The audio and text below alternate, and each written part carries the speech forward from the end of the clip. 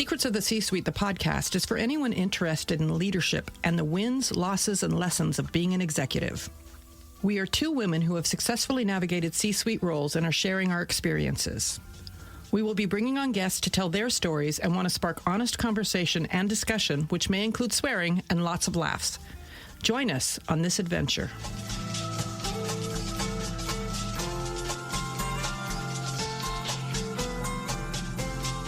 Hello and welcome back to another episode of Secrets of the C-Suite.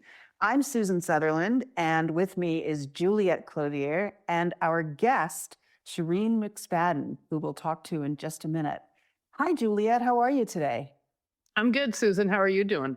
I'm doing okay. It's for our audience, it's still the end of 2024 as we're recording this. So for me, I'm thinking ahead to 2025 and wondering what I want my January and February to look and feel like while I'm still muddling through the end of 24. How about you, Juliet?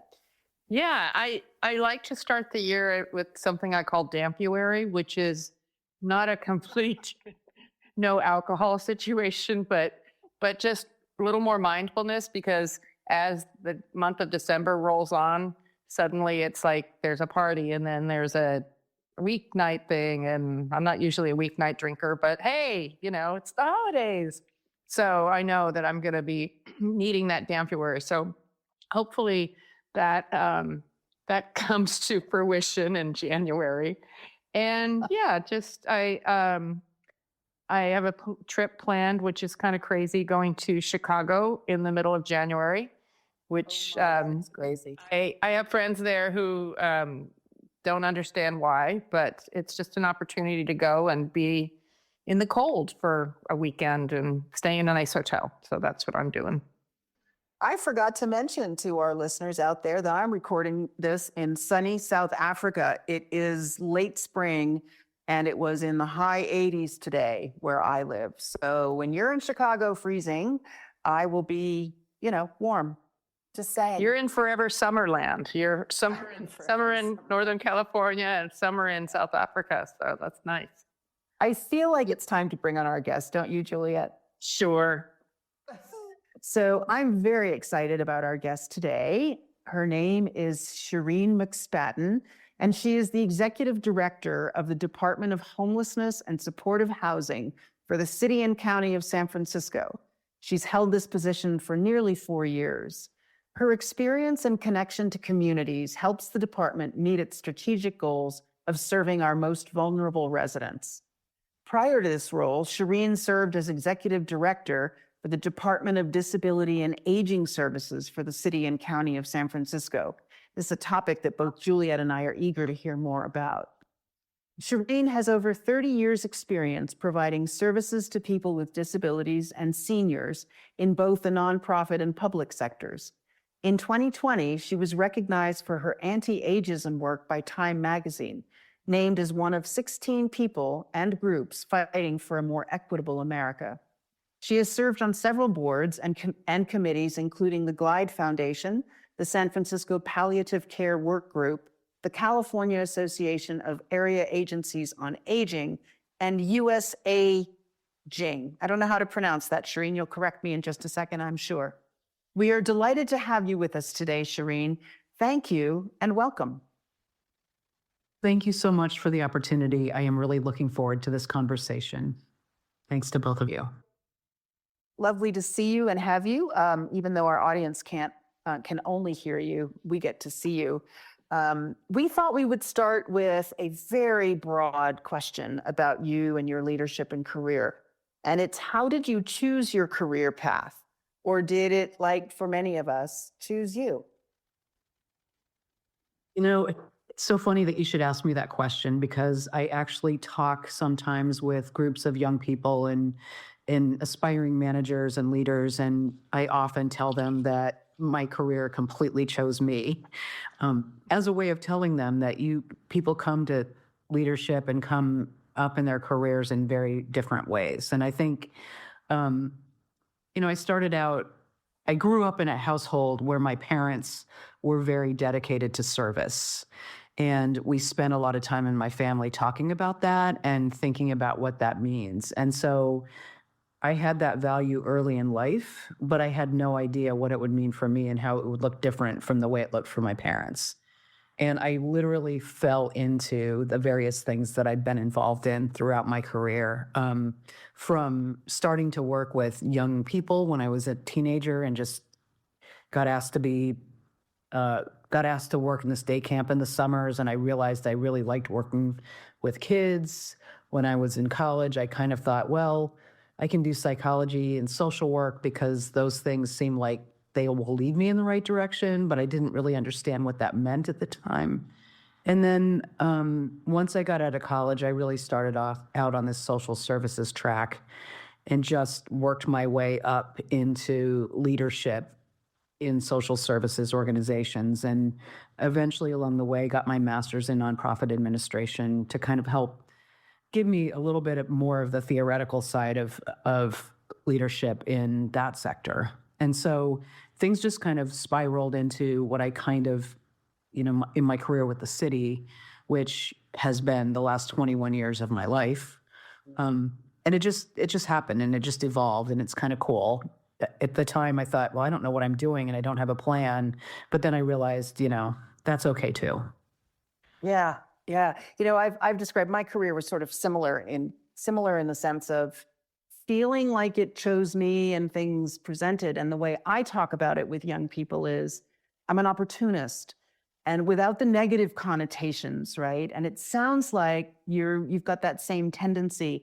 Opportunities appeared and it either lit you up or it didn't. And if it lit you up, you just said, okay, this is what we're doing next.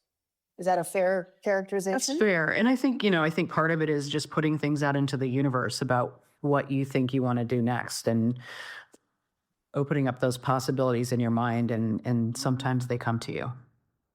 I think it's, I love that idea of kind of paying attention to what's going on around you and trying things on and feeling things out and going for that, what you're putting out into the universe. I think that is so important because you're telling the universe that you're ready for whatever it is, and being willing to say yes to opportunities when you don't always know what it means to say yes, but just it feels right in the moment. And I think that's a big piece of how successful people move along in their careers, is just being willing to say, I'm not sure, but I know I can figure it out. And it seems like the right path to me. It sounds really, really exciting. And that you have been in the city for 21 years, in the city of San Francisco. It is a very complicated place. I know that it's city and county of San Francisco. So working in there's dual systems there, correct? Where you're in. Correct. There's a county system and there's a city system. I think you'd think, unlike counties like Los Angeles, where there's so many cities and there's a county, right? There's two very different structures. You would think that it would be seamless because we are city and county in San Francisco, and that isn't definitely not the case. It is still very, very complicated. So you'll hear more about that. Like that. Yeah, I'm really glad Juliet asked that question, because I've always known San Francisco was a city and a county in one, but hadn't thought about the fact that there's administrative or systemic things that happen because it's both. Doesn't mean they're the same. Right. Yeah. So how did you make the transition from being focused on aging and services for the aged into homelessness? How did that transition happen for you? Yeah, so I spent 30 years of my life serving older adults. I started out as a case manager and volunteer manager with a small organization in Bayview Hunters Point in San Francisco. And I just really loved the population that I was working with, and just had the opportunities to move up in that organization and eventually become the executive director. And then transitioned to working for the city back in 2003. And again, I just loved working in the Department of Disability and Aging Services, had the opportunity to really help shape the work of that department in the 18 years I was there, or almost 18 years I was there. And I feel like that is my passion in so many ways, was working with older people and really making their lives better and finding, growing old isn't popular. It's not sexy, so to speak. And, it's also really, really important that people get to live their best lives throughout their lives. And so I was very passionate about that. During COVID, I was deployed to work as part of the emergency response to COVID for the city. And I ended up running basically the food coordination. So we were looking at ways to make sure that people and communities who were hungry were getting food, if they were isolated because of COVID, if they were older, and if they were poor, right? Just really looking at, or kids. I mean, we were looking at the best ways to coordinate all the food response and all the donations coming in. And I ended up doing that, as well as being the executive director of the department, it was a lot of work because there was this huge national and state and local focus also on keeping older adults safe in that climate. And I think because of that, I was exposed more to the mayor's office than I had been before. The Department of Disability and Aging flies a little under the radar, as you might imagine. And after COVID, in 2021, the mayor's office called me and asked me if I would be willing to even think about going to the Department of Homelessness and Supportive Housing. And they basically said, you've been a department head for several years. We've seen your leadership and your management style, and would you consider it? And that was flattering. And also they were really desperate to find somebody at that time because nobody would take that job.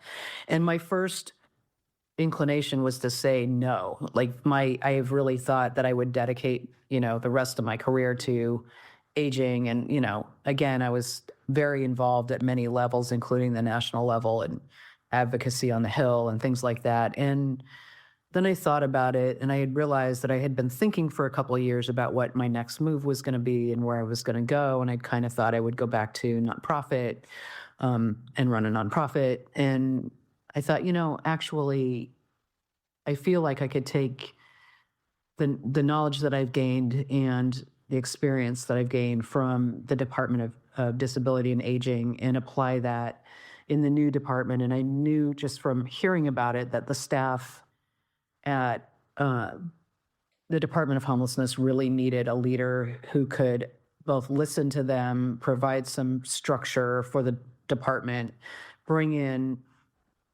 some team members who are missing, and really just help make the staff feel more supported. I also knew that there was a lot of consternation, particularly among staff of color in the department, about equity, about diversity and inclusion, about how that would work within the department, as well as how it was really working in the community, knowing that 40% of the homeless population in San Francisco is Black, and only 5% of our overall population is Black, right? So there was and that's just one stat, and I could give you many, but really thinking about how I could use some of my experience and skills to help strengthen the team and really, continue to serve the people in San Francisco who are experiencing homelessness. And so I said yes, and then that was in April of 2021, and I've been with this department since. That's amazing. I mean, that department is so complex. As our listeners must have heard, even if you're not locally from the Bay Area, just homelessness in San Francisco is such a hot button item, and it's very complicated. And I know that you have made a lot of change and a lot of success. And I want to get to that in a minute, but I do want to go back to talking about aging and palliative care and your passion for that, because I've learned so much about that from a friend of mine who's been working in it. I think did some work for your department. And she's really taught me a lot about how we can help people age gracefully and with dignity and with choices. Because I think one of the things that I didn't quite understand is all the things that we should be talking about as we're getting older, and what choices we want and how we want our lives to end. And it's and nobody wants to talk about it. So let's talk about it here. I think it's important. Sure. And, I guess just frame that by a little bit by saying, when we think about aging in US society, at least, we think about anything from like 50 and up to 60 to 65 and up.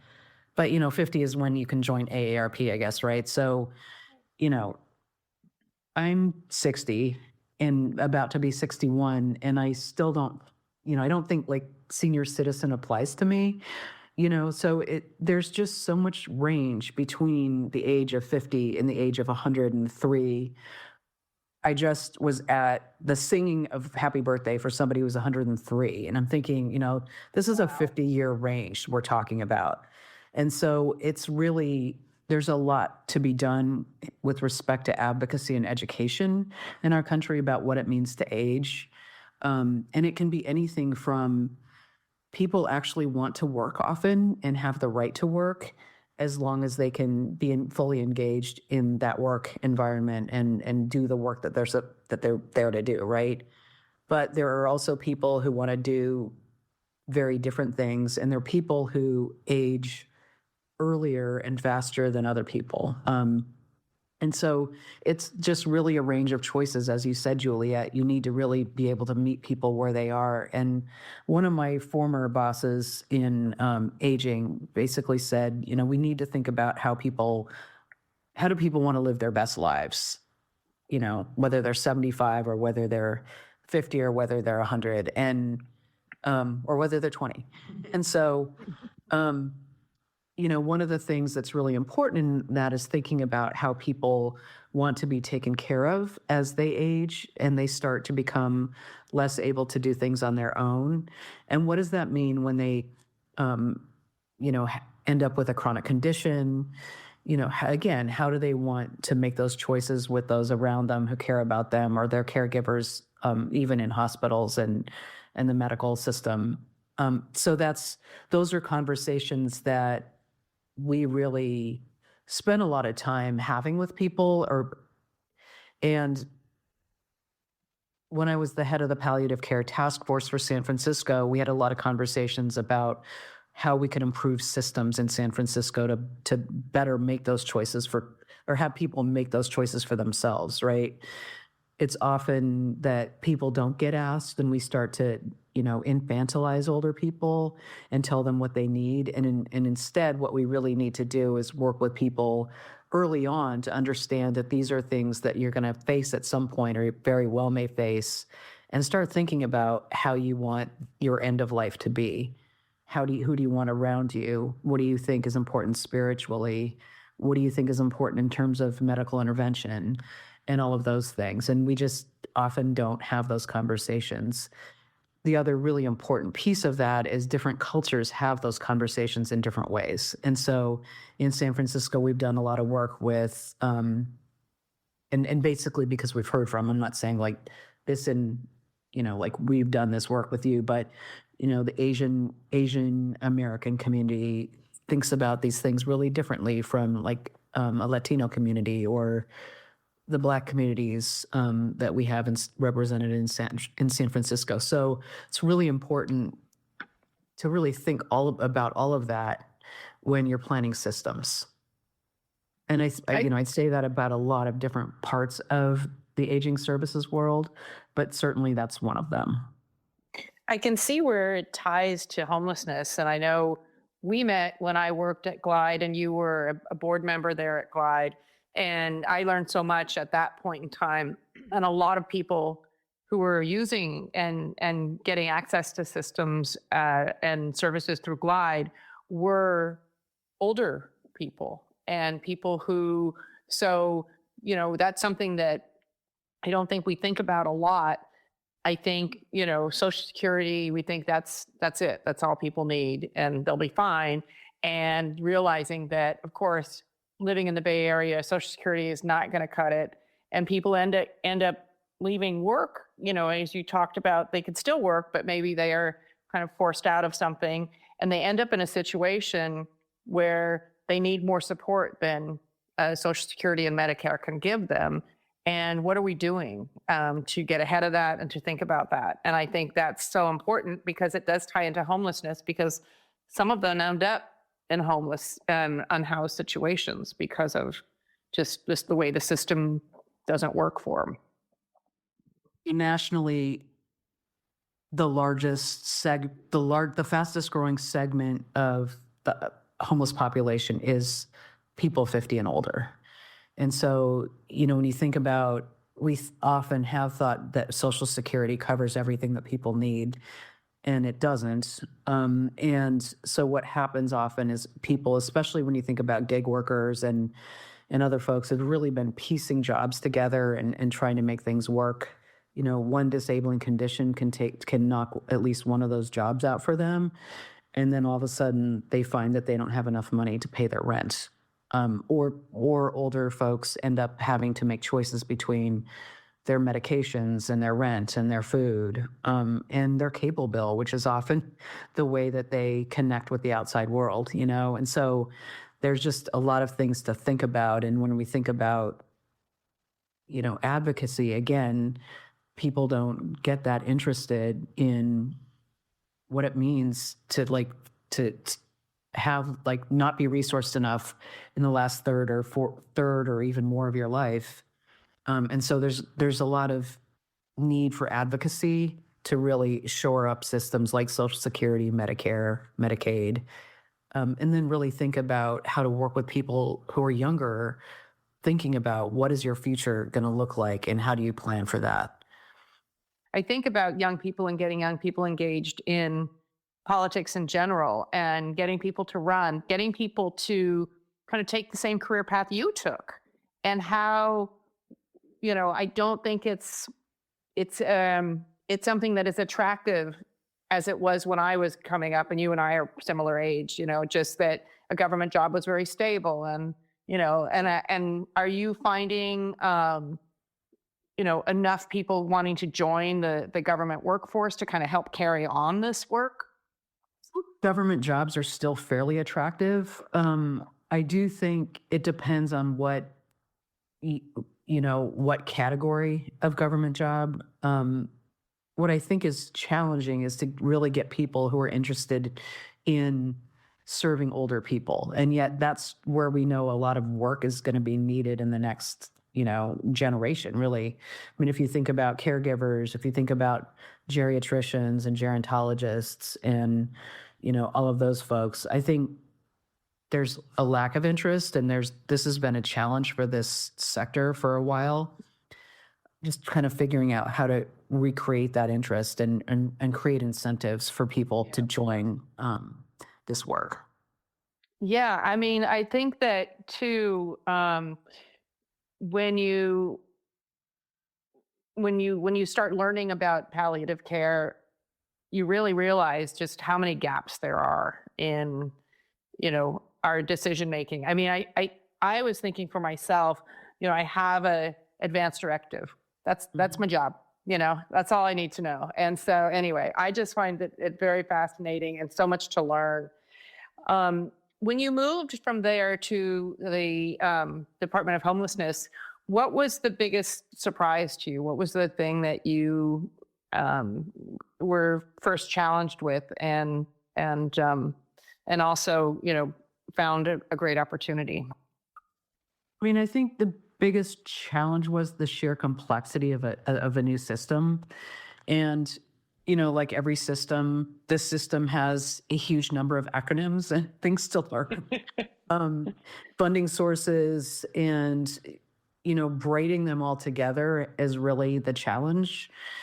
There's not enough money, unfortunately, in San Francisco to really to really provide housing for every single person who needs it. And it's kind of like it's its whole system with coordinated entry and different funding sources that can serve different populations, and you've got to weave all that together to make a system that at least flows for the people who need it. And so I don't know if that was a surprise, but it was, I think, a surprise for me that it was as foreign a system as like the stuff I had to deal with before.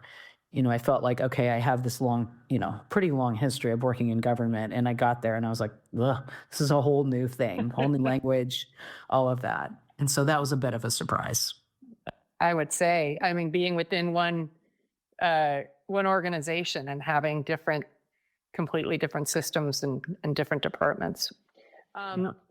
What are some of the things that you're most proud of that you did in the Department of Homelessness? I think there are a few things. One of them is we created a new strategic plan that really focused on better serving people experiencing chronic homelessness and cutting that number in half, reducing the number of people experiencing homelessness by 15%. But within that, we really embedded a lot of equity work. And while the strategic plan itself is not ever something you want to talk about that much in a podcast, it actually, what I feel good about is that has really helped our department focus on some very much needed areas that we all needed to focus on. I think there was a lot of like just disparate actions happening when I got there, and people not understanding the vision and kind of the direction that the department wanted to go. And that was for a couple of different reasons. I mean, it's a fairly new department. It wasn't well-resourced at the beginning, had several different leaders. COVID happened, there are all sorts of reasons. But I feel really good about, starting to kind of turn the ship and get people coordinated in moving in the same direction. So we've been able to really increase the number of shelter beds that we have in the city available to people who need them. We've really been able to increase the number of supportive housing units that we have. On any given night at this point, we're housing almost 17,500 people. And that's the most resourced we've ever been in the city to serve this population. So I feel really good about that. And we know that we need more, and we know that we need to find more ways to help people move out of this system and into affordable housing or on with their lives, career-wise. I mean, we're partnering with other systems like workforce development and behavioral health and the affordable housing system. So that's always important. But I do feel like we've gotten, we've had, I think the number is 20,000 people have new housing since 2018. And so despite what you see on the street in San Francisco a lot of times, and despite the fact that I think what people see and think of as homelessness is often, a mix of things. It's not always homelessness. It's drug use, addiction issues, it's behavioral health issues in general. We have done a really good job of getting a lot of folks off the street. We can't shred the flow, unfortunately, and that homelessness continues to be an issue in our country because we need better policies at the national level, but we have continually housed more and more people in our system. I want to ask you just to give us a description. I think when I was at Glide, one of the things I also learned was about supportive housing and how important supportive housing is. And I believe that is one of the largest solutions to homelessness issues. And so if you could just explain what supportive housing is, I think that would be really helpful for some people who don't understand that. Sure. So supportive housing is a proven best practice which provides housing for people who've been underhoused often throughout their lives, and provides supportive services to help them remain stable in that housing. And those supportive services, can be in the form of case management, where somebody's working with a resident to help them kind of achieve their goals. And their goals could be getting back into the workforce. It could be completing a degree. It could be, just living without losing their housing and, accessing mental health care. It could mean a lot of those things, but there are people with, disabling conditions or people who have a history of being underhoused or unhoused who really need those services to be able to maintain their housing. And that's really what it's about. And that's the same intervention that's used across the country. I'm so admiring, Shireen, of the work you've done as head of several departments in the city. But I'm really curious, and I want to put you on the spot. What makes you the kind of leader who achieves the results that you've just described about the Department of Homelessness and Supportive Housing? Like, what do you uniquely bring to the equation? I mean, I think what I hear my staff say to me, especially those closest to me, is that I'm very calm. I do not, I really try to hear where my staff are on any given day and understand what they need from me. And I try really hard to build teams that do the same thing, right? So they don't have to be calm because I really am calm. Like I very rarely lose it or raise my voice or any of those things. That's just who I am. But that people really think about what their staff need, like and how to get them the tools. And I try to teach, the folks on my deputy director, my exec team, that's actually our role. Our role is to get the staff what they need so that we can all be doing the job that we need to be doing. And, our job is not to yell at them or put pressure on them or react to the political environment that we're in every day, because this is a really tough environment for everyone. If you look at any San Francisco newspaper, you're going to see our department's name in there and how we're screwing up, right? That's kind of the environment that we're in. And so we have to really keep the shield as the executive leadership. I have to keep that and try to just say to my staff, what we have to focus on is the task at hand. And I'm here to get you what you need. And, that's not always easy when you've got a bunch of people, between the mayor's office and the board of supervisors and all the people who don't want homelessness in their backyard and people experiencing homelessness who don't like something and are upset about it and our providers who didn't get paid. It's just there's just this constant chaos. And so it's finding that quiet in the chaos and trying to hold that space for staff. And it's not always easy and I'm not always successful at it, but that to me is the only way to work in this environment and to move forward. Yeah. You said earlier, very early on in this conversation, that you were proud to be able to shape the work. And I think it was about a different department, but it strikes me as you talk about what you bring to the position, that shapes the work almost more than the policies and the strategic plan that you come up with. Your approach as a human to your team and thinking about what they need, both from a resource perspective, but from a human to human perspective, to me is a way of shaping the work that transcends function. It transcends systems. It somehow, sometimes it results in magic, but it's shaping the work at the executive level. You're setting the tone. I'm just sort of thinking out loud as in response to what you've said. But it strikes me as being so important to think about that as a leader explicitly, intentionally. Like, what am I bringing to the table? Okay, another question that I must ask. What kind of boss helps you show up at your best?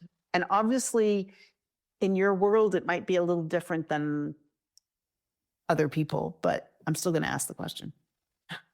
I mean, that's a good question. And yes, in my world, it's different because, because my boss, at least right now, is the mayor and that's been my reality for the past 8 years or something like that. or maybe longer. So, I think it's somebody who really just lets me do my thing.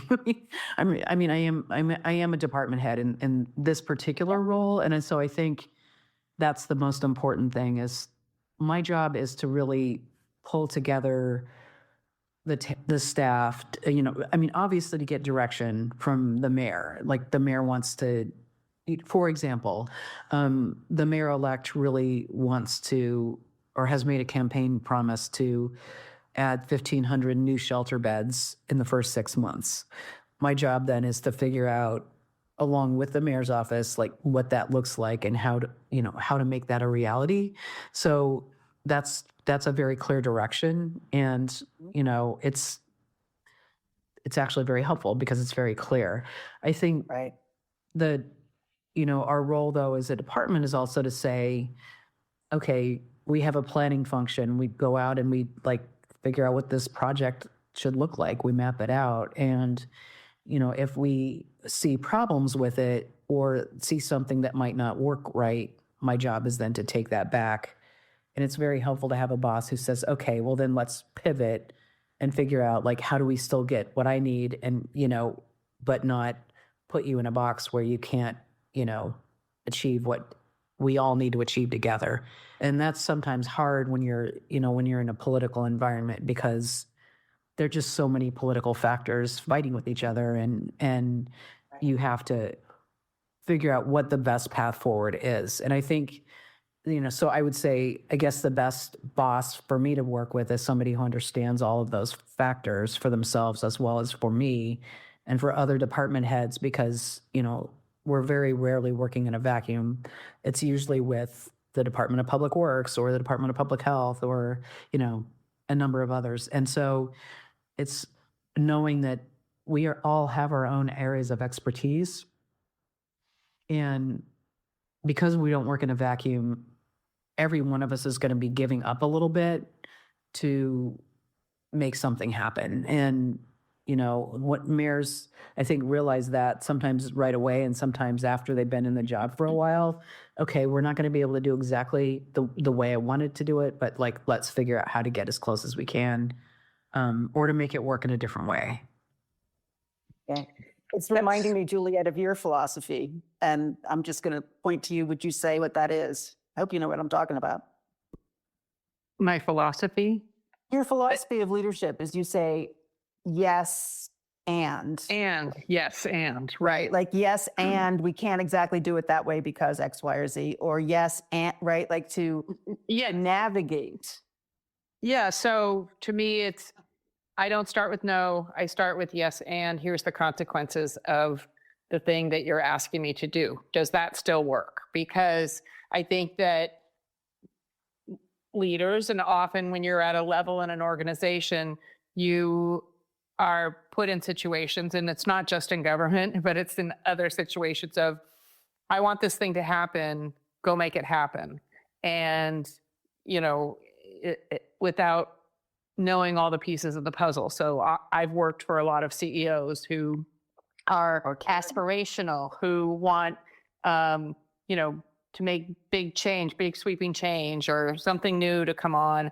And it's okay, but you haven't really learned how the system works now. And if you don't want to learn how the system works now, you can't quite, you're not always going to be able, it's not a clear path to go from one thing to another. So I think that being able to say yes and help understand what the consequences of the action is makes a difference in your conversation. I think it is also, I really want to highlight a couple things that you said, Shireen.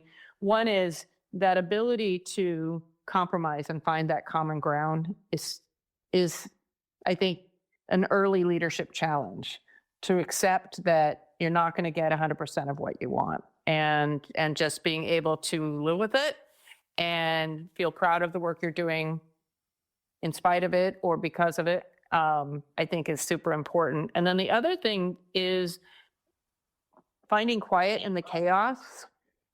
I just see that as such an important success measure. If you can find that quiet in chaos, I think that's something that really is a really incredible leadership quality. So I just want to point that out. And I want to ask you the key question, of course, for the podcast, which is, what are the secrets that you found there? I mean, I think one of the things is, for me, is I was a very shy, very, very, very shy, very quiet. I'm still quiet in some ways, but like child and then young adult, and didn't like conflict. And I think, when you're in a leadership role, you're naturally going to face conflict, and you have to actually dive into conflict sometimes because you have to be the leader. And I found that, even in really, really difficult situations,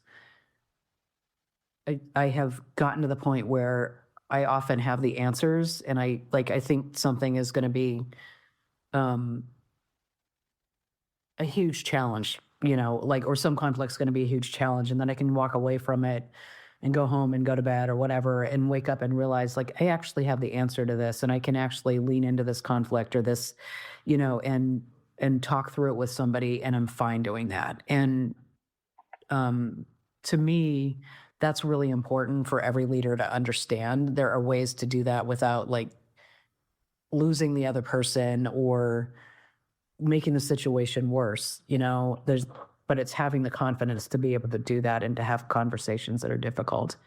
And, that's ultimately what people are asking you to do. I mean, I think another thing that I learned early on is that people want a decision, and, it doesn't matter if it's the absolute right decision. It's probably not going to be. It never is, but sometimes it's just not, right? But if it's the best decision that you can make at the time, given the information you have, it's really what people need. And later you can come back and go, well, we could have done this differently. But if you just don't let yourself move forward, because you're, it's kind of like perfect is the enemy of good. You waste time, and you often don't come to a better decision anyway, right? So those things I think are really important to remember, pretty much in every situation. I've decided, Shireen, that I'm going to adopt, probably for my mantra in January 2025, is find or be the quiet in the chaos, because, oh my gosh, does that speak to me? Really, really admire that. I want to, you mentioned something about being in conflict and then, being able to go home and then waking up the next morning and seeing a path forward. So I want to kind of focus on the walking away part.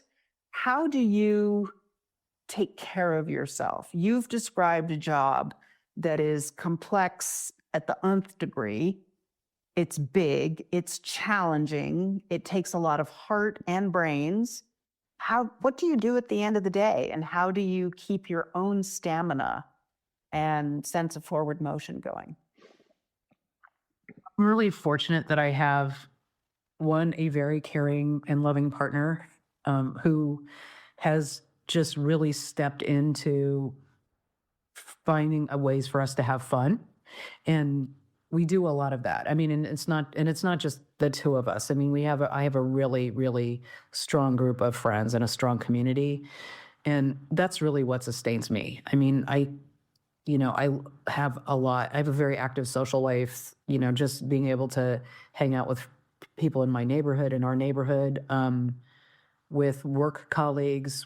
I have a group of work colleagues I get together with who we don't even all work together, but we know each other because of work, right? And so we get together regularly, and we have a text thread, that we're on all the time, where we support each other. I think, and so those things have been really important to me over the past few years, because this job has been really, really difficult at many times. And then just being able to be physically active. I mean, I love being in the Bay Area because there's so many places to go out and just get outside of the city. And I do that really regularly, because to me, that nature is another way for me to kind of, regroup and be able to come back and deal with it again. I don't always look forward to Mondays, but Let me ask you this one question. I was just signaling to Juliet, but because we probably need to wrap in the next few minutes at least. But do you get the Sunday scaries? That happens occasionally, not that much. That's the other thing I realized is the mayor-elect asked me last week, what are 3 things you're afraid I'll do? And I was like, I'm not really afraid of anything you'll do. We're concerned about a lot of things at this point. And so I don't know that I have that Sunday scaries as much. I think a lot about what needs to happen during the week. I review my schedule and like what are the days that are going to be more challenging to me that I do? Like, oh, I have to meet with the boss. Like, that's always a thing to think about. Like, what am I going to, what exactly, how do I tell her the things that, I need to tell her in the very short time that I have, what's going to be important to her, it's a different thinking. And so I do have that on Sundays. But I've kind of ceased, I think, to be shocked by anything or to be like overwhelmed by anything because this job is so overwhelming in so many ways that I could let that get the best of me. And I just decided I can't go there. Yeah. You know what it sounds like to me, Shireen, if you allow me to say this, it sounds like you don't take things personally anymore. Yeah, I try really hard not to. And for the most part, I don't. I actually don't. Yeah. My own experience and in talking to people about the Sunday scaries is there's some part of us that seizes up because it's going to negatively reflect on us or something bad will happen to us like, oh my God, we'll get fired. And, most of it is drama in our heads. But Right. to be confident that you can show up and do your job, but not personalize the environment around you is a remarkable gift. Quiet in the chaos. I love it. Well, thank you, Shireen, so much for being with us on our as our first guest of season 2, which is very exciting. And it's just been a education to talk to you, and I really appreciate it. Well, thank you so much. I really appreciate that you actually asked me to be on this podcast because it seems pretty great what you're doing and lifting up those little women. I want to jump in with an editorial comment. Orders on we weren't going to talk about anything politics with a capital P, but I just want to say, as I've gotten to know you, and this is the first time I've had a chance to talk with you and face to face, however virtual, you're really impressive. And it makes me think proudly of civil servants and public servants working for the city and working on behalf of all of us, but especially the most vulnerable.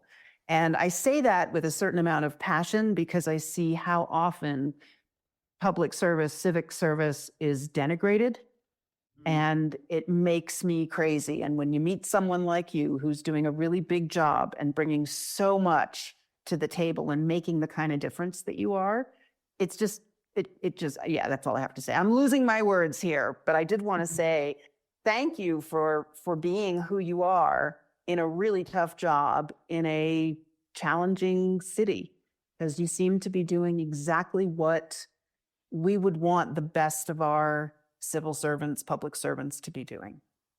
Agree. Yeah, Shireen, this conversation was very helpful for me, and I appreciate it so much. We're so glad you've joined us for this episode of Secrets of the C-Suite, the podcast. We'll be back with another episode in 2 weeks. In the meantime, please tell your friends and coworkers about us, and be sure to follow, subscribe, and give us a 5-star rating if you enjoyed listening. Secrets of the C-Suite is produced by Juliet Clothier, Susan Sutherland, and Brian Clothier. Original music is by Brian Clothier, and the podcast is inspired by leaders like you.